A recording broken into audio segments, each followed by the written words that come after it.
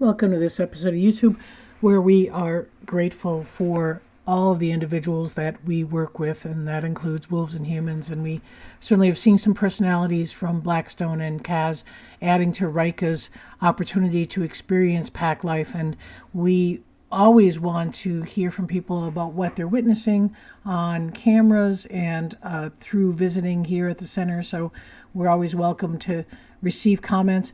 The wolf care staff will be here throughout the weekend to make sure that the wolves are comfortable, that bedding is done, they've got their breakfast. And we certainly are seeing some similarities between this group of wolves and previous wolves, and specifically the relationship that Blackstone has with Grayson, which is reminiscent of the relationship that Grayson had with Aiden. And so as we are watching some of our surveillance cameras, we're picking up some really interesting behaviors.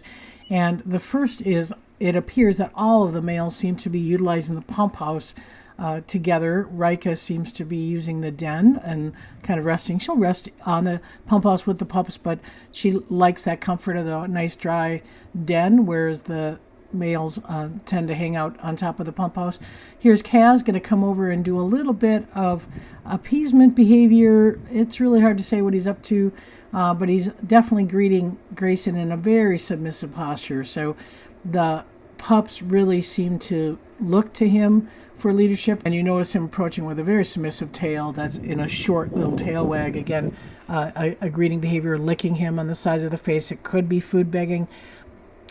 Often some of the behaviors that they display have different meanings, but in this particular case, just getting up, oftentimes it's interest in food. And so Grayson takes it, and notice also on the right, Blackstone completely relaxed, rolling over in a full submission while this is going on between Kaz and Grayson, and not really being bothered by it, very comfortable with where he's at. And oftentimes, like I said, we see him lying next to Grayson and actually touching Grayson on a regular basis while he's resting on the pump house. Axel in the back there, not getting involved, and I think a lot of people had been concerned with Axel, how he's adapting. He does not have a strong relationship with the pups as Grayson does. Certainly the pups see him differently, but we do see Axel right in there in the mix with the rest of the males, just kind of hanging out on top of the pump house there.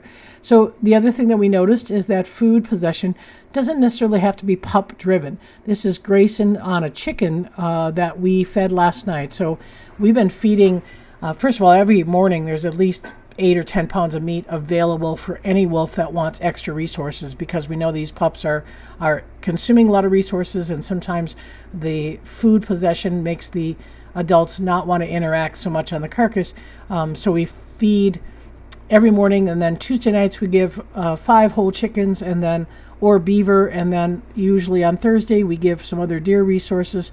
And so in this case, Grayson was defending from Axel, who approached, and also defended from Kaz, who approached. And you can see again, Kaz, this is clearly food begging. Same behavior as before. The greeting earlier may have just been a greeting behavior, but this seems to be specifically driven towards the food possession.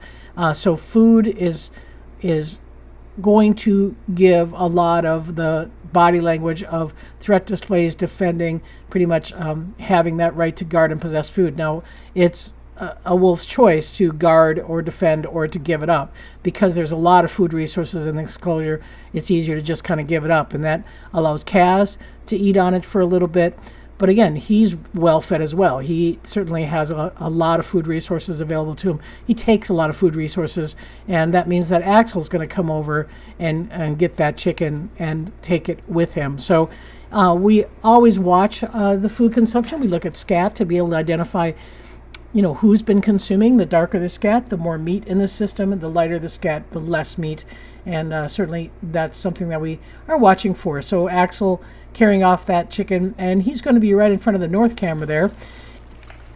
With this evening clip, you can see the dynamics of food possession intensify a little bit with time of day. So here's Axel again trying to consume one of the pups coming up and approaching, and he drives him off. But Rika is kind of circling around, and so the response of the pups, again, a little bit timid because they're young. They're not really that kind of skilled at testing or that confident at testing. So once the pup's lying down, Axel feels fairly comfortable, but yet still having another pup circling on the outside of the pump housing is going to make him a little bit more wary of what's going on.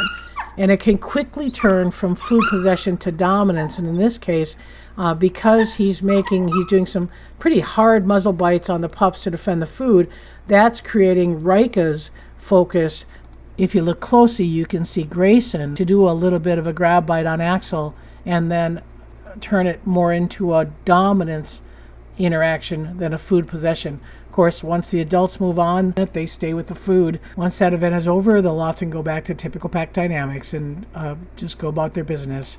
One thing we also have to report is that we have finished the Bolts Byway medical pen, which we had talked about, giving wolves on the upper enclosure an opportunity to have another covered space if they needed to get away from a little bit of tension within the pack, or in the case of Bolts, he just did not feel comfortable coming to the front of the exhibit when he was feeling vulnerable. So this was built in his honor, and we've just finished it off doing some final touches before the wolves could have it full time. But this is the first time of the wolves coming into it, Rika and the pups experiencing it.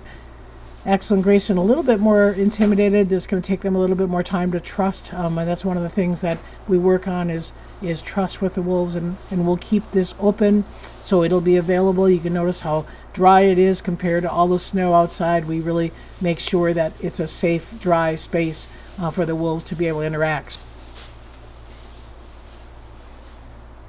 Thanks for watching and have a great weekend. The Wolf Care team will be monitoring the wolves throughout the weekend, and the wolves are getting a moose rib cage for their Thanksgiving treat. See you next time.